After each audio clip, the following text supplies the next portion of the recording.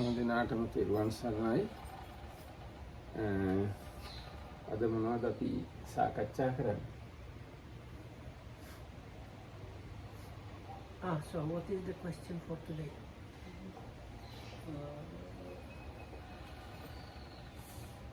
See, I think yesterday you probably finished with why do we have to lie down on the right side and not on the left side. But there is Bhante Vinita actually said that an additional reason could be anatomical reason, because the heart, if you lie on the left side, then the heart is pressed. This part of the heart is more kind of uncomfortable, and especially if people don't have strong heart, it's not good to be on the left side. Anyway, Buddha doesn't talk anything about that.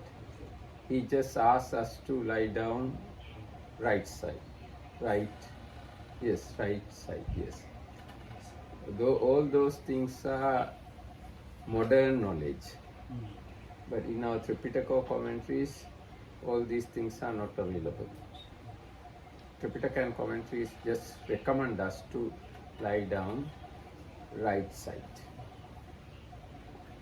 Then the second question that I have would be about in your mind noting the time for rising up. In the original it says Uttana Sanyam Chittase Karam Haritava. Oh, Manasikaritva, Uttana Sanyam Manasikaritva. There is no Manasikaritva. Hmm. Yeah.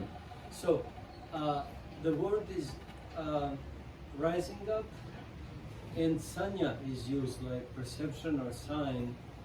And so obviously in those days they didn't even have clocks. So to rise up, it wasn't an option to rise up at 3:30 because they didn't know when 3:30 is. But how would they decide actually then how to rise up? Actually, we can't say they don't have clocks. They have kind of clocks or way to measure the time. Otherwise, how that society flow? Because people have to work same way as today, or more or less same as today. People have to go to their jobs and they have to come back after jobs. I think they would, especially monks, they would have a general feeling like, oh, now is maybe midday because the sun is there. Or when you listen to the birds in the morning, you can say, oh, now is around 5 o'clock, the birds are singing. But No. Even that day, there was a society, not only monks, lay people living. They did jobs and duties and all other social activities going on. So they did have kind of way of measuring time. Okay. Even for monks, we find some archaeological remains in Sri Lanka. It was in Sinhala, it's called Pathatiya. So there is a kind of circle thing, and in the mid there is a stick. So according to the sun this shade, length of the shade rotate or something like that. So accordingly monks could understood the noon and other things. So likewise, those days there was a society. So they did have way of measuring time, even though they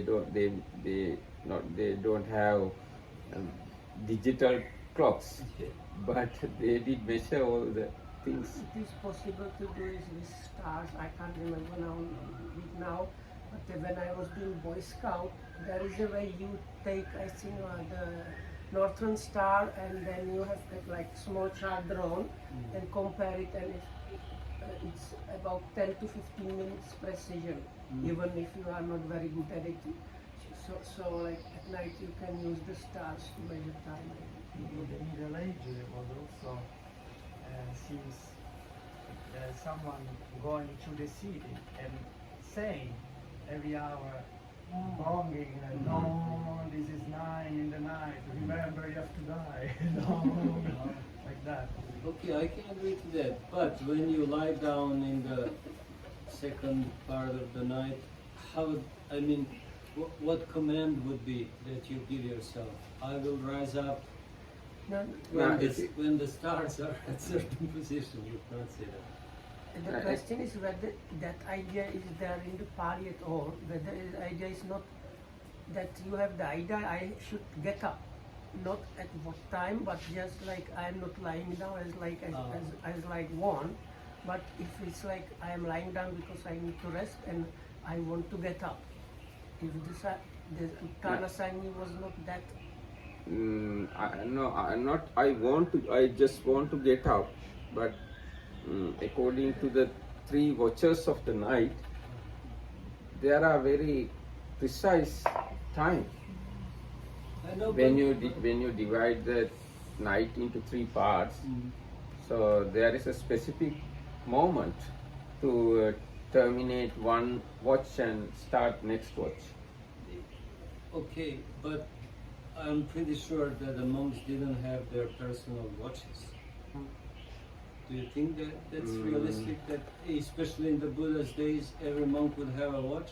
No, even they don't have watch. They had kind of way to measure the time, even in the night. Okay. Sand watches were kind of old stuff, sand watches. I know, but same watches. Yes, sand but watches.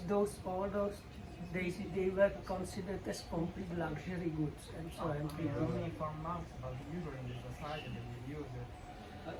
No, we can't say the sand watch as a luxury thing, because monks use all sort of luxury things some occasions. Even at the Buddha's time, Chabbagya bhikkhus use golden bowls and golden slippers They and were like prohibited that. from using it. Yes, so that means they could have access to take those things. Yes, even the Buddha's monastery and Vishaka's, the Anathapindika's monastery and Vishaka's monastery, they were very luxurious building according to the explanation in the books. So even monks use king's furnitures. After adjusting little bit, monks use king's furnitures. Now one occasion, King Kosala's grandmother passed away, so king offered all the grandmother's furnitures to monks. So Buddha accepted, or monks accepted, and Buddha asked, do these adjustments to those furnitures, and then you can use it. Like that, very rich people and monks were not far away that much, because Anathapindika, Vishaka, Chitta, Ugga, Nandamata, kings, Pasenadi, Kosala, Bimbisar, they are very rich people. They have very close association with the monks. And if you give something to monks as a lay person, if you are faithful one, you give the way better than you consume. There are three donors, no? Dhanapati, Dhana Sahaya, and Dhana Dasa. Dhanapati means you give better way than you consume. Dhana Sahaya means you give same way as you consume. And Dhana Dasa means you give lower way than you consume. So Buddha's time there were many Dhanapatis. So they have given all luxury things and super luxury things to the monks. But Those Buddha days. sometimes, How those days? yes, those Even today, maybe. even today, Yeah, because but still we are they don't living. have running water, they don't have fans and AC and electricity. Even though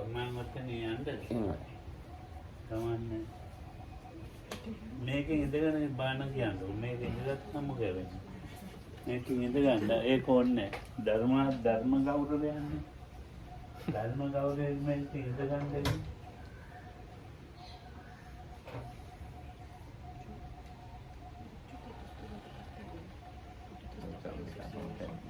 Anyway, let's take some other topic.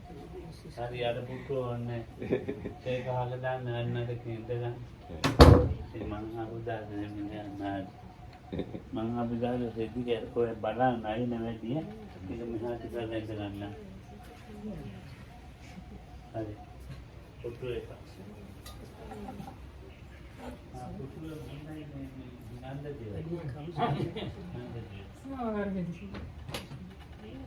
So Lokandra asked me, requested me, permitted me to sit here.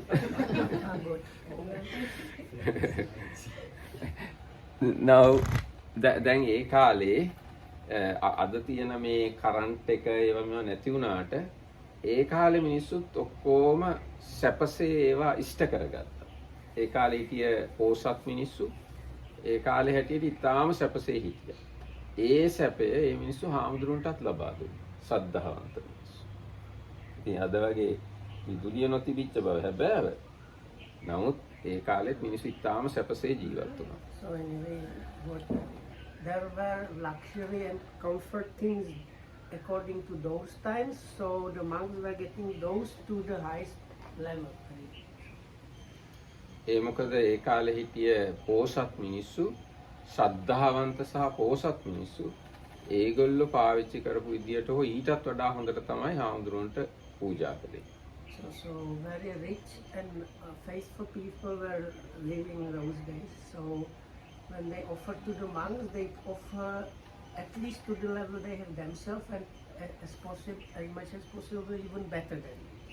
දැන් අපේ රට ගැන බැලුවොත් දුටුගැමුණු රජුරෝ තට්ටු 9ක විහාරයක් හාමුදුරුවන්ට හදලා දුන්නා. නමුත් දුටුගැමුණු රජුරුවන්ගේ මාලිගාවේ නටඹුන්වත් නැහැ.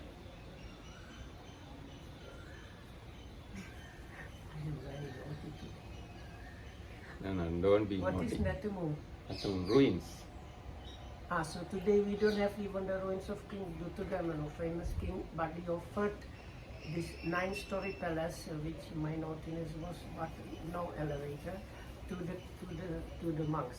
දැන් අපිට එලිවේටර් නැහැ කියලා කියන්න බෑ. අපි දන්නේ නැහැ මේ කාලේ තිබිච්ච තාක්ෂණය. So we can't say they don't have elevators. They could have some elevators, but we don't know all the technology they have. ඉතින් ඒ විදිහට සද්ධාන්ත මිනිස්සු කටයුතු කරලා තියෙනවා. ඉතින් ඒකින්ද ඒ කාලේ ඔරලෝසුද අපි ඔරලෝසු ගැනනේ මේ කතා කළේ. ඒ කාලේ වෙලා බලා ගැනීමේ යම් ක්‍රම තියෙන්නේ නැති. ඒ ක්‍රම භික්ෂුන් වහන්සේලාත් පාවිච්චි කරලා තියෙනවා. I have another question. I don't know because we have been born in this time with clocks, but I know when you meditate and even if you don't meditate, you have kind of idea about time. And if you meditate, especially when you want to kind of get up and start doing something at some point, very often you get up before the alarm actually rings. So I don't think this is actually an issue. So far, almost everybody that reported to me, they say usually just before the alarm rings, I already am awake. So for me, it is a kind of proof that really what is there in the scriptures is working all the time. ඔව් දැන් භාවනා කරන අය ගැන බැලුවාම හිතේ යම් අදිෂ්ඨානයක් කළොත් ඒ අදිෂ්ඨාන කරපු වෙලාවට ඇහැරෙනවා කියන එක ඉතාම සාමාන්‍ය දෙයක්. ඒක සයිකික් පවර් එකක් නෙවෙයි සාමාන්‍ය දෙයක්. The Bhakta says not anything special, is a kind of normal occurrence between the meditators that they wake up and they have the same thing sometimes for sitting meditation. If they train to sit only for like 45 minutes, they have to unlearn this. Because if they want to sit as long as they can, they have to unlearn this, finishing the sitting after the 45 minutes.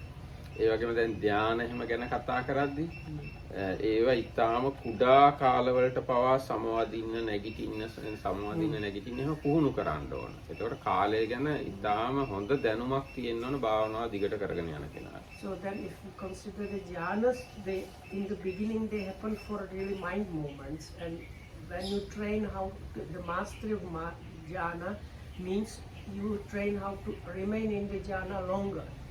So for that you have to have very good idea about the time, how it goes. සුෂ්ම ගැන කතාවක් තියෙනවා. ආනාපානසති.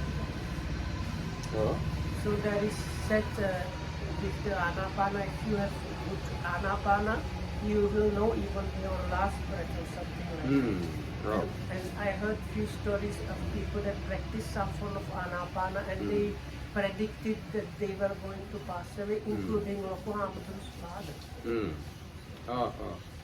ඔව් දැන් බුදුරජාණන්සේ කෙලින්ම කියලා තියෙනවා ආනාපාන සතිය වැඩුවා නම් අවසාන හුස්මත් සිහියෙන් ගන්න පුළුවන් කියලා. So the instinct, the Buddha says, whoever practices or develops mindfulness of breathing well, such a one will take even the last breath with mindfulness. ඒ වගේම වෙන භාවනා කරපු අවස්ථා ගැන තියෙනවා දැන් එක රහතුන් වහන්සේ කෙනෙක් මේක ලංකාවේ සිද්ධ වුණේ ඒ ආම්ද්‍රෝ අනිත් ආම්ද්‍රෝගෙන් ඇහුවා දැන් මම පිරිනුවම් පාන්න යන්නේ ඔබ වහන්සේලා දැකලා තියෙන්නේ කොහොම පිරිනුවම් පානවද ආම්ද්‍රෝ. This is story from ancient Sri Lanka. One monk knew he was going to pass away. And he asked the other brother monks, so have you seen somebody passing away and in what way have you seen people passing away?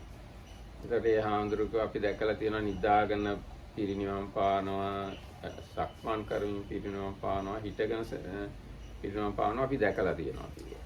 They say we have seen people passing away while lying in Actually not people, these are arahants attaining parinibbana. Arahats attaining parinibbana while lying down, sitting and standing, but not while walking. එතකොට ඒ රහතුන් වහන්සේ කිව්වා අද මම ඔයගොල්ලන්ට ඇවිදිමින් පිරිනුවම් පාන හැටි පෙන්වන්නම් කියලා. So then I will show you today how one attains the final nibbana, the like death of an arahat while walking. ඊට පස්සේ උන්වහන්සේ සක්මන් මළුවට නැගලා සක්මන් වෙලුවේ එක තැනක ඉරක් ඇඳා. So he came to this walking meditation path and drew a line somewhere a bit far away and said, ඔන්න දැන් මම අර ඉර ගාවට ගිහිල්ලා පිරිනුවම් පානවා කියලා. So he says, now watch as when I will start walking and when I reach the line there, I will pass it. ඊට Like arahat passing. ඊට පස්සේ ඒ රහතුන් වහන්සේ ඇවිදගෙන ගිහිල්ලා ඒ ඉරට ඇවිල්ලා පිරිනුවම් පෑවා. And it happened like that. He started doing walking meditation and when he reached the line, he died and fell. No. He attained parinibbana. And fell on the ground. It was No, very you big can't of say us. that. It is not in the book. It's not in the book, but okay. It's not in the book, so we have no idea, right to comment further. It's not in the book. It's in the book we have that he reached to the line and attained parinibbana. That's all. ඉතින් අන්නේ විදිහට කාලය පිළිබඳ ඊටාම හොඳ දැනුමකින් ඒ කාලේ ආමුදුරු ඉඳලා තියෙනවා.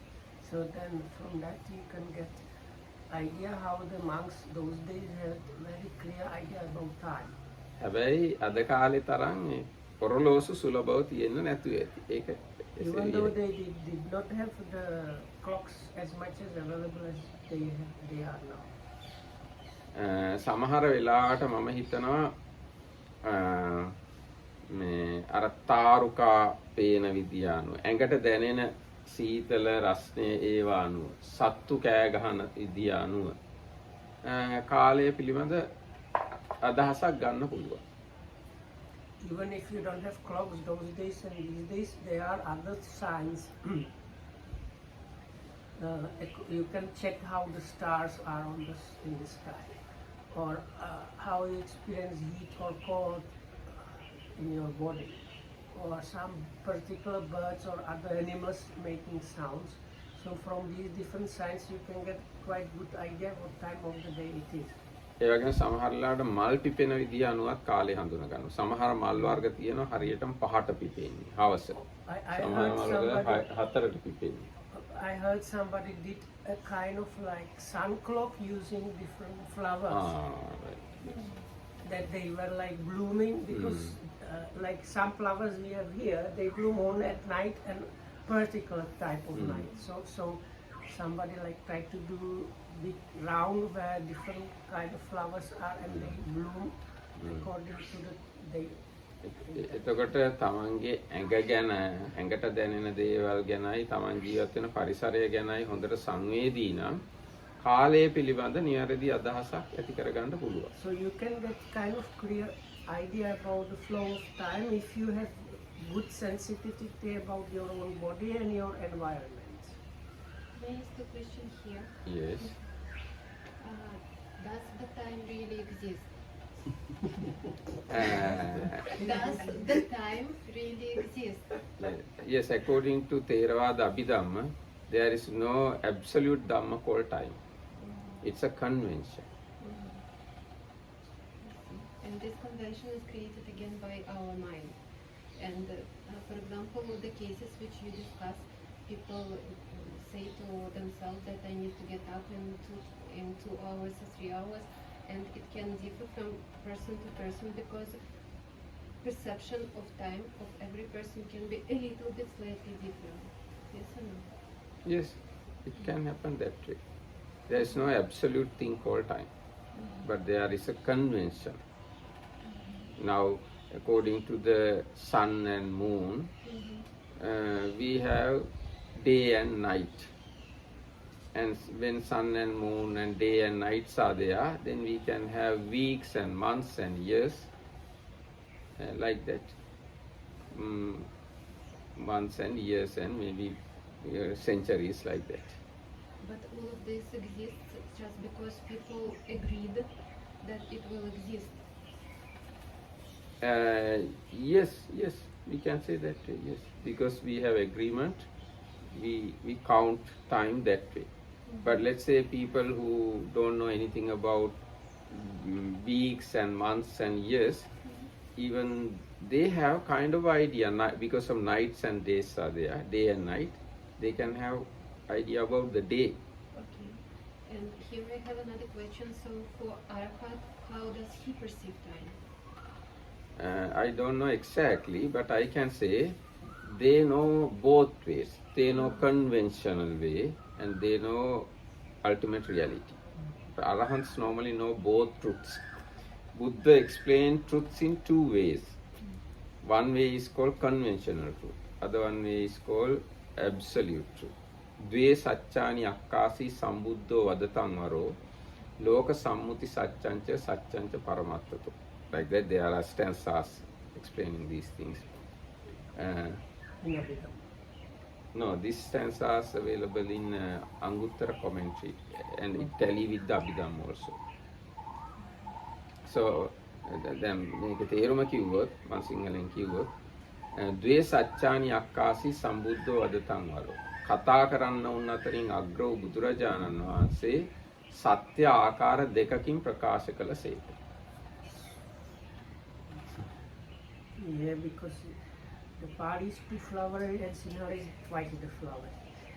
So the supreme one that is known between something like that, that is the Buddha explained 2 kinds of truths. ලෝක සම්මුති සත්‍යංච සත්‍යංච පරමත්තතු. ලෝක සම්මුති සත්‍ය සහ පරමාර්ථ සත්‍ය. The worldly conventional truth, let's say, and the ultimate truth. සංකේත වචනං සත්‍යං ලෝක සම්මුති කාරණා. ඒ කියන්නේ මේ සංකේත ලෝකයේ තියෙන එකඟතා ලෝක සම්මුතීන් නෑ සංකේත වචන සත්‍යක් ලෝක සම්මතයට අදාළව. Now this is beyond my Sinhala knowledge. You have to do it yourself. සංකේත symbols and signs are truths or okay when it is when we talking about conventional truth. Paramatta vachanan sacchan dhammanan tata lakkana. But So this one is paramatta vachana or the ultimate truth ultimate talks about the nature of Dhamma. nature of Dhamma, right. So Buddha taught these 2 types of truths. And it is said further, in Sutta Pitaka, mostly you find conventional truth. And in Abhidhamma Pitaka, mostly you find ultimate truth. Give us some example. Hmm? Some example. Give us any. Yes, some example. Now, Buddha is a great person. greatest person. You have to treat your mother and father well. These are conventional truths.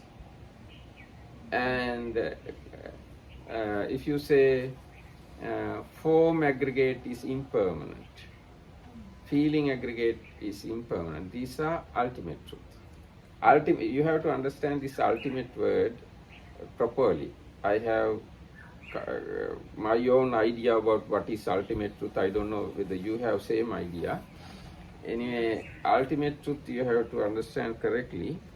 So, paramatta vachana, these absolute words which talking about absolute truth is true when it is dealing with nature of the Dhamma, something like that. එතකොට දැන් ඒ අනුව අපිට දැන් කියන්න පුළුවන්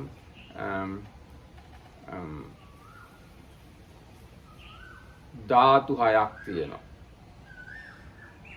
එහෙම නෑ මෙහෙම කියමුකෝ. මේ පුරුෂයා පුද්ගලයා කියන්නේ සම්මුතියක්. හැබැයි පුරුෂයා පුද්ගලයා කියන්නේ ධාතු හයක්. එතකොට අන්න එහෙම කිව්වහම සම්මුති සත්‍යයක් කිව්වා වෙනවා පරමාර්ථ සත්‍යයක් කිව්වා වෙනවා. This is the step where usual explanation is like that. He said this person or this individual is something. This is the, I don't know what this. You say something about a person or an individual, that is the conventional truth. But when you say there are these 5 aggregates, or these 5 aggregates are impermanent, that is the ultimate level, absolute level. Arahat systems with. Arahat No, I systems think this with. Arahat, of yes. Paramattha and Sammuti is kind of a different. No, because I have a bigger kind of, because I don't think you can get, sometimes you are more on the side of the absolute and sometimes you are more on the side of the Sammuti, because when we talk we use convention and concepts which are anyway not absolute, so it's like for expressing the absolute we are anyway already using the convention.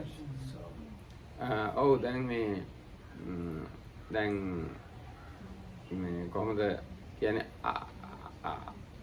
මේ පරමාර්ථ සත්‍යයක් කියන්න වෙන්නේ සම්මුතිය තුල තියෙන වචන උපයෝගී කරගෙන. ඒකෙන්ද ඒ ප්‍රඥප්ති 6කට බෙදලා පෙන්නලා තියෙනවා. ඒ කියන්නේ ප්‍රඥප්ති නැත්නම් conventions divided into 6. One of these conventions needed to express ultimate truth. Without conventions, you can't talk about ultimate truth. I have one more idea if I can say. So you want a light in your room, and you know if you flip the switch, you have light. So this is like the conventional level. Mm-hmm. So if you like go deep, you know like what electricity is, these currents, and the switch is actually a mechanical device which connects these things, and within that you have atoms and they go. So the paramatta is where you see it completely like all the build-up of the things that make the light happen. But for the convention, it's enough to know you flip the switch and you have light. Then And if there is no light, go check the trip switch if there is maybe no electricity. දැන් මේ එතන බැලුවොත් දැන් light එක switch එකේ ඔක්කොම සම්මුති සත්‍ය. හැබැයි පරමාර්ථ සත්‍ය වශයෙන් බැලුවොත් පඨවි ආපෝ තේජෝ වායෝ. Yeah, so like this, if the switch is like a conventional relay, but the switch itself is a bunch of elements interacting. ඒ කියන්නේ earth, water, fire, these elements. Also, if you try to talk on the ultimate absolute level, it would take extremely long time to explain even what the smallest part. No, not that way. Whatever we have conventionally, if we understand those things as elements or sense bases or aggregates, then we are in the side of absolute. So there are 170 absolute dhammas. That is absolute truth, not more than that. But that these 170, in order to explain these things, we have to use conventions. 170 means there are 89 consciousness, 52 mental factors, 28 forms, Nibbana 1. So altogether 170. So this is the ultimate. So within that is included Dhatu, Ayatana, Yes. and Khandas and all that. Everything included in it. Yes. What was the question about? About time. Time, yes, Time, it was time. about the time. We've killed some time. No, actually not killing time. These are extremely valuable and important thing you have to clearly understand. If you don't understand what is conventional truth and ultimate truth, you never proceed. Because impermanent and all these things connected to, mainly connected to ultimate truth. You can't say this post is impermanent, this chair is impermanent, this tree is impermanent like that. You can't understand impermanent that way. If you understand I and form is impermanent or form aggregate impermanent, that is the way to understand impermanent. Is it right that ultimate truth some kind of beyond the words and beyond the notions? Because to communicate ultimate truths, yes, we need words and we need some kind of explanations, but still these words and these notions and these explanations are not enough to express all the ultimate truth. They can give us kind of key that opens in the mind of every person. Anyway, we need words to express ultimate truth. But using the words, you yourself can see it. Now, as example, I can say kindness. It's a word, no? Yes. But you can experience kindness within you. Even though I don't say kindness, you know what is kindness. Yes, but So like that, all these ultimate truths you can experience. yes, I am talking about the same because, for example, for me, kindness can be experienced in some way, and if I try to communicate this to you, it can be slightly different from what you experience. But both of us, we kind of feel or kind of experience something like kindness inside. Yes. I mean, just that. Yes. Understand. So kindness is the ultimate truth. Mhm. Words we express kindness is probably dealing with our conventions. Yes. Mother's kindness, Yes. teacher's kindness, etc. Even the word kindness itself is a convention because Yes, word itself is kind of convention. These two truths, theory of two truths, normally the historians says that comes later in the AC. Normally I don't listen to historians, I listen to Sangha. Yeah, of course, but we live in the reality that science is not always popular. Because, before listening anything from historian, I have listened all this from Sangha and elders. So I am not normally follow the That's what you historians. just recited. Hmm? That's what you just recited in Pali. That comes later in the scriptures. It's not. No, you can't say that comes later. That is your history knowledge. My history knowledge is different. So from where you recited this about the two truths? From the Tripitaka and commentaries. Anguttara Kama. Where is it? So it's good to read whole Tripitaka together with commentaries. Show us where is it Tripitaka? Read it and find it. 2000. Yes. Okay, go ahead. Yes. Whole Tripitaka is us to read and study and yes. Whole Tripitaka is there. It's an extremely valuable thing. Anyway, what we talk more? I think we're finished. I don't know. What I ask you, you answered. I have one small observation. Lokamuru very often said, if you are dealing on the level of the conventional worldly things, you should not mix up what you say with the ultimate things. Like as you said, the arahats, they know both, but when they, even the Buddha, Lokamaru says, the Buddha says, my monks, my nuns, like that. So the Buddha was not saying, all these 5 aggregates that are here just now, there are some other 5 aggregates that have some connection, like trying to describe the Sangha. He just used normal words. But some meditators, they have this tendency, after getting some level of practice, to start mixing the ultimate truth to everything. Actually, we need not to mix it, because there are clear-cut demarcations. This, if you understand properly conventional truth, it is conventional truth. And if you understand properly ultimate truth, it is ultimate truth. So, but for both things, if you want to express others, you have to use words. Now, ultimate truth, as I said earlier, ultimate truth mainly contained or available in Abhidhamma Pitaka. But Abhidhamma Pitaka means words. Conventional truth mainly available in Sutta Pitaka. But it is words. Sutta Pitaka also words, and Abhidhamma Pitaka words. Without words, no truths. No, what I meant was, even in normal daily things, like let's say I meet Dhammadipa Hamuduru, and I will tell him, oh, I saw Dhammarakita Hamuduru, and he told me that your mother came, please can you go to Avas? But some people, this is just passing information, worldly, conventional information. But some people, they start mixing up this, there is no real self, and aggregates and impermanence, even in these kind of things, which just complicates everything and does not help anything. It is true, actually. There is no soul or permanent self. It's a truth. It's a truth. We can't say now. We can ask Dhammadipa go to the Avasa.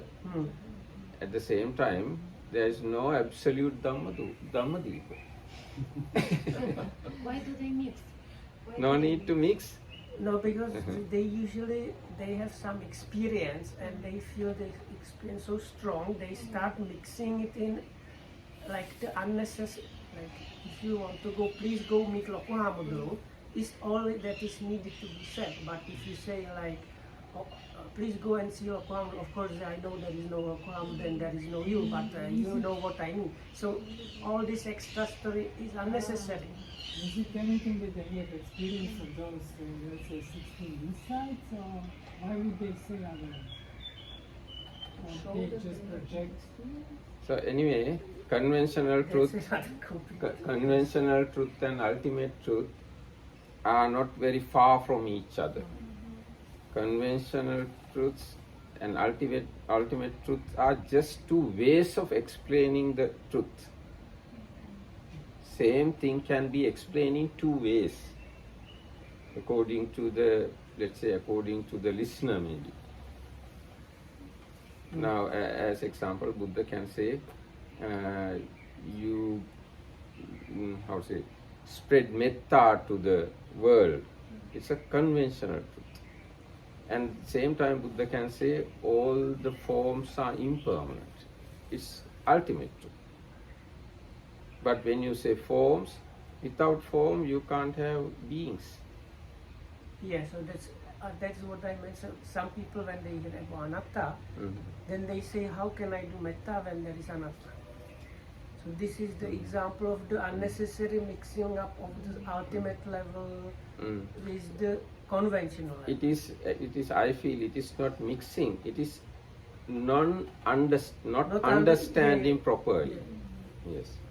So may I ask you here a question, because both sentences for me they sound like conventional, like Buddha says, spread metta for all the beings, and all the beings are impermanent. All the beings? No. Not I didn't say all the beings are impermanent. I said all the formations are impermanent. All the formations are impermanent. Actually, it doesn't matter, because when you just pronounce it and you are not experiencing it, for me it's a conventional truth. Because it's just the words and made up story inside my mind. Oh, Vinita is not Vinita, he's just a set of aggregates. Yes, it's just convention which I took like truth maybe, but I'm not experiencing that. And for me the difference between, only for me, I'm not sure that it's, the difference between ultimate and conventional, that conventional is just mental exercise kind of, and ultimate when you really feel it inside, when you really know for sure that it's true. It is not that much. Direct knowledge, yes. Look, but that's a bit different. Loko Hamudra calls this the difference between avabodha and pratyaksha, between the experiential, like first an experience, and between the ability to explain it to others.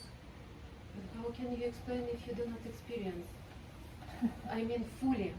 No, by books Yeah, you it's can okay. explain everything. You can repeat from the book any No, information. but that's what you said. Loka said the pratyaksha, that part is you cannot communicate that part to others. What you call the ultimate truth is something you cannot communicate to others. What you can communicate to others is the kind of, as you call, made up story of understanding about that, turned into words that you communicate to others. But the experiential part of that you cannot give to anybody, because if it were possible, Buddha could enlighten everybody. No, actually, it's not that. It's in any case, because there is difference when somebody talks and has experience from somebody who talks the same thing but has not an experience. You can just perceive that there is difference. That's it. True. And No. that means that something passed through. It's not true that it doesn't pass anything. Just have to vibrate. It's a some vibration pass through the other person. You don't illuminate it. But you know, by the words, Buddha could like bring the mind to others a certain level, and then just with few words more, it could make them. You cannot say make them, but make them resonate in them something, and then they get the enlightenment. There is something. It's not. But this is also deceptive. That's the problem, because if somebody is very skilled speaker, No, people that no, this is okay, mean but real it's, guru. but this is still something that is really on the flat plane, and there's nothing deeper in that. Even if I put the speaker, the no, but actual for normal people, if they listen to these gifted people, if they have not practiced too much, they believe they are hearing the truth and the vibration and everything. So what you talk about, I agree, but for normal people, it's very difficult to say if they, I would say they have to be very, themselves higher up to get some doesn't recognition. matter if they are, I mean, for normal people, not unusual. I mean, this is just an experience that you have as I have. I mean, that's all. I mean, for normal people, what they happen to them, I don't know. I cannot be in the mind of the normal, not all the normal people. I know that it's an experience that happened like this. That somebody transmit to you something, has had that experience, passed through. It's just that, I know. Between the practitioners. Between everybody, I mean, that has on the same kind of yeah, the same kind. දැන් මේ ඒ ගැන මෙහෙම කියන්න පුළුවන් මේ පරමාර්ථ සත්‍යයත් වචන වලින් තමයි කියන්නේ. සම්මුති සත්‍යයත් වචන වලින් කියන්න පුළුවන්. දෙකම වචන වලින් කියන්න පුළුවන්. අත්දකින්නම ඕනේ. පරමාර්ථ සත්‍ය කියන එක වචන වලින් කියන්න පුළුවන්. සම්මුති සත්‍යයත් වචන වලින් කියන්න පුළුවන්. අත්දකින්නම ඕනේ. You don't have to consider if you have the experience or not, but anyway, the ultimate truth, you can talk about it, and actually you have to talk about this using words, and the same with the sammuti. So if you want to express whether it is ultimate or conventional, you have to use words to express it. And Dhammakirtan says, even the ultimate you can express in the words, even if there is no the experience. ඔව්. ඒ කියන්නේ දැන් පරමාර්ථ සත්‍ය කියලා ඉගෙන ගන්න තියෙන්නේ ධර්ම 170ක් කියලා මම කිව්වනේ. ඉතින් ඒ ටික තමයි පරමාර්ථ සත්‍ය කියන්නේ. ඉතින් ඒ ටික අපිට වචන වලින් කියන්න පුළුවන් අනිත් අයට. ඒ ටික තමන් පෞද්ගලිකව අත්දකින්නවද නැද්ද කියන එක වෙනම කාරණාවක්. So these 100 something 70. ultimate truths, or according to Abhidhamma, you can learn those and you can talk to those to others, even if you don't yourself get the experience about that. ඒකයි. දැන් ඊට පස්සේ සම්මුති සත්‍ය සමහර පුද්ගලයෝ සම්මුති සත්‍ය පදනම් කරගෙන නිවන් මාර්ගයේ ගමන් කරනවා. සමහර පුද්ගලයෝ පරමාර්ථ සත්‍ය පදනම් කරගෙන නිවන් මාර්ගයේ ගමන් කරනවා. So some people have walked on the path towards Nibbana based on the conventional truth, and some of them based on the ultimate truth. ඒකයි බුදුරජාණන්සේ ආකාර දෙකකින් සත්‍ය දේශනා කළා. So that's why it was said the Pali stanza in the beginning that basically said that the Buddha talked in two ways, and he explained two truths, the ultimate and the conventional. There was the conventional way how you Nanda Dev is asking me a question. It's a convention. no.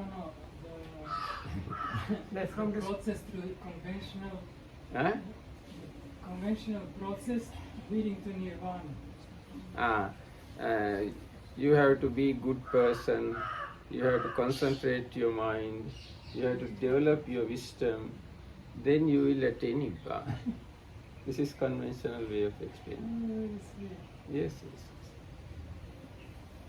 He asked a question here about those who reach Nibbana by conventional truths. Does it mean that their mind was just ready for that, and one word was enough to I realize. to activate everything in them and to reach arhatship? This is common for both people, not only the people who like conventional truth. For the people who like ultimate truth, they can reach to Nibbana using few words. Now as example, දැන් මේ බුදුරජාණන් මම කියන්නේ ඒ වෙලාවේ අඟුලිමාල නිවන් දැක්කමයි කියලා. දැන් අඟුලිමාල හාමුදුරන්ට අඟුලිමාලට බුදුරජාණන් කිව්වේ ඔබ මම නැවතිලා ඔබත් නවතින්න කියලා. ඒකෙන් මෙයා නිවන් මාර්ගයට හැරුණා. ආයි ආපහු ගියේ නැහැ. So like this Angulimala, that's the conventional we don't say that the Angulimala attained some path knowledge, but from that point there was a turning point, and from there he was on the path to Nibbana, which he ultimately reached. So the Buddha told him, I have already stopped, you also should stop. Something like that. And that was the turning point for Angulimala. ඊට පස්සේ උන්වහන්සේ රහත් වෙලා තමයි කෙලවර වුනේ. So then something changed in him, and he was on the way towards Nibbana, and then he became an Arahat later on. ඊට පස්සේ තව එකක්. දැන් අර චිත්තගුත්ත කියන රහතුන් වහන්සේ නෑ චිත්තගුත්ත නෙවෙයි. මට මතක නෑ රහතුන් වහන්සේගේ නම. ඒ රහතුන් වහන්සේ ඉන්න වනයේ උන්වහන්සේගේ මෛත්‍රිය හින්දා මේ විරුද්ධ සත්තු පවා එකට සෙල්ලම් කර ඉන්නවා. ඒ කියන්නේ කොටියෝයි මුවෝයි සෙල්ලම් කරනවා වගේ තත්ත්වයක් තිබුණා. So in this story from Sri Lanka, one monk, Assagutta. Not this happened in India actually. Okay, in India. So this monk developed to the greatest extent loving kindness. So in the surrounding forest, animals that normally hunt one another, they were like playing games together and friendly. එතකොට එක බ්‍රාහ්මණයෙක් ආවා. එයා ඉස්සර හොඳටම අභිධර්ම ඉගෙනගෙන තියෙන කෙනෙක්. So then a Brahmin came along who before already learned a lot of Abhidhamma. මේ ජීවිතේ නෙවෙයි ගිය ආත්මික. In the previous life. එතකොට මේ රහතුන් වහන්සේ දැක්කා එයාගේ පොටෙන්ෂියලිටි එක. And this monk in the story saw the potential of this Brahmin. ඉතින් මේ බ්‍රාහ්මණයා ඇවිල්ලා කිව්වා හරි පුදුමයිනේ මේ සත්තු මේ සෙල්ලම් කරන විදිය කියලා.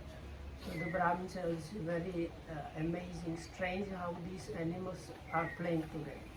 එතකොට අස්සගුත්ත මහ රහතුන් වහන්සේ කිව්වා මිත්‍රයා ඔය ආයතන පමණයි කියලා. So the monk said something, oh friend, you are just a sense based. Not you are. සත්තු. සත්තු කියලා කියන්නේ Ah, sense සලායත් ආයතන පමණයි කියලා කිව්වා. Sattuda. සත්තු. ඔව්. Ah, okay. So the animals are just like ayatana, sense. sense basis. ඒක ඇති වුණා අරයට නිවන් දකින්න. Is that the Abraham supposed letting Arachi? එතකොට දැන් අඟුලිමාලට කිව්ව එකයි මේ බ්‍රාහ්මණයට කිව්ව එකයි සම්මුති සත්‍ය සහ පරමාර්ථ සත්‍ය කියලා One of them කියන්නේ. is the ultimate truth.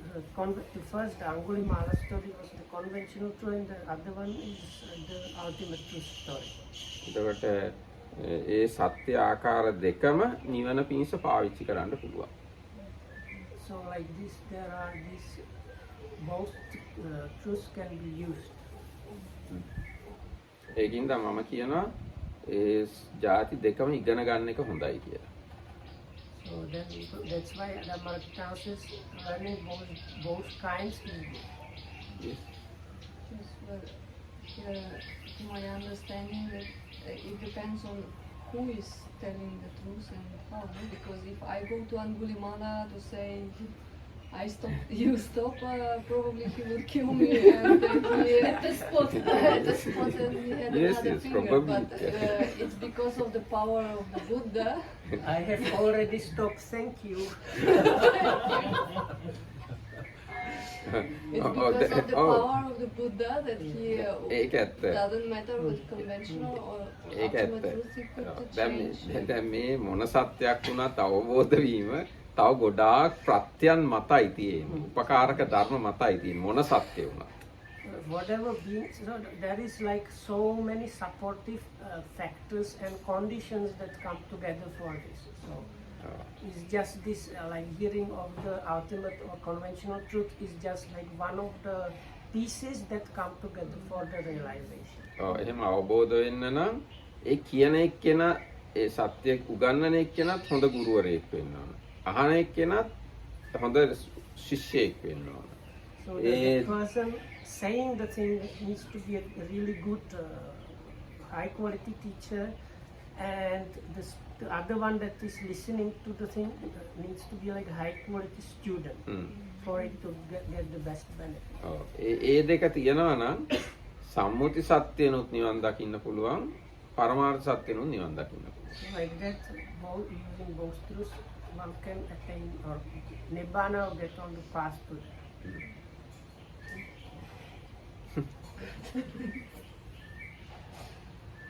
වෙනවා අද දවසේ සෑහෙන කතා කරලා නේ. Is it again? එහෙනම් අද දවසට මේ ප්‍රමාණවත් අපි හොඳ ගැඹුරු දේවල් කතා කළේ. No, it was, thank you for the discussion, no? I was happy that we got some real discussion. ඒකයි හොඳ ඩිස්කෂන් එකක් කළා නේ. ඒක තමයි. Not yet 6. So Nandadev is very enthusiastic. So ask me a question to answer within few minutes. I'm going to ask both of you. You also mentioned sometimes about the moment, aha, or like, oh, is it wrong? No, these people which you go doesn't consider that it's inside, but it's some kind of. බද්දේ මට හොඳටම තේරුන්නේ නන්දදේව. So it's like aha moment, a eureka moment is where you suddenly understand something. So would you call that insight or not or what? ඒක දැන් නිවන් අවබෝධ කරපු හැමෝම වගේ කියන ප්‍රකාශයක් තියෙනවා. අච්චරියම් බන්තේ අබ්බුතම් බන්තේ. නික්කුජ්ජිතං වා උක්කුජ්ජය. ඒතකොට එතන තියෙනවා අර අහ කියන ආශ්චර්යයක් සිද්ධ වෙන අවබෝධයත් එක්ක. Can that be a turning moment? ඔව් ඒක අනිවාර්යයෙන්ම ටර්නින් මොමන්ට් එක. ඒක හරියට මම දන්නේ මේ නිවන් මාර්ගයේ යන අය ගැන විතරයි මම කියන්නේ. නිවන් මාර්ගයේ යන අයගේ එහෙම මේ ආශ්චර්ය ධර්මයක් අවබෝධ වුණා කියලා ඒගොල්ලෝ හිතන්න ඉඩ තියෙනවා හැමතිස්සෙම වගේ. And if that's happening while meditating? Certainly, definitely. Listening Dharma? Yes, yes. Anytime. Anytime. Anytime. Yeah, Listening Dhamma, meditation, thinking Dhamma, reciting Dhamma, and teaching Dhamma. Within all these occasions, you can realize the Dhamma or Nibbana. And then you say, wow. But you have to be, I mean, truly it should happen. Otherwise, along the path there are a lot of amazing places. So you shouldn't be deceived by those amazing places. So you don't have any example to tell us from some practitioners on Dhamma Kidana? නෑ දැන් මේ මං කියන්නේ පොත්වල තියෙන ඒවා වගේ. So, දැන් yeah, that's a good point. From the book, everybody can have something, but it's that No, we had like the individual. what the Venerable Upatissa has friend, and they were Buddhist, but very like not really practicing too much. So this guy, one time he was just something like killing time, doing something, and he listened to some radio talk which was about impermanence and something. One of the famous thing like like fire sermon or something like that is the I permanent or impermanent Bhante. This kind of talk. And he was just doing something else and kind of half listening, not really completely according to my memory. And something clicked in and it changed his whole life. He got rid of emptied his house quite a lot because all these things that he used to gather, and he realized they are it's unnecessary, useless things, and he started doing only as much as possible. He still goes to work, but other than that, he tries to study Dhamma and be within the Dhamma practice, and it has been going on like this for a number of years. So sometimes this happens with people, but after a short time they kind of again get yeah. So මේ වගේ දේවල් නම් ඕන තරම් තියෙනවා. ඔය වගේ කතා ඕන තරම් මේ අපේ සමාජයේ තියෙනවා. So then they had was it a stream entry or something? I would not say, and I don't think actually it's necessary to know if it's stream entry or not. If you are on the right path, then you just anyway stick to the right path no matter what and continue. එහෙනම් හොඳයි. අද දවසේ අපි මෙතනින් සමාප්ත කරමු. හැම දිනකටම තෙරුවන් සරණයි. It's past 6 now.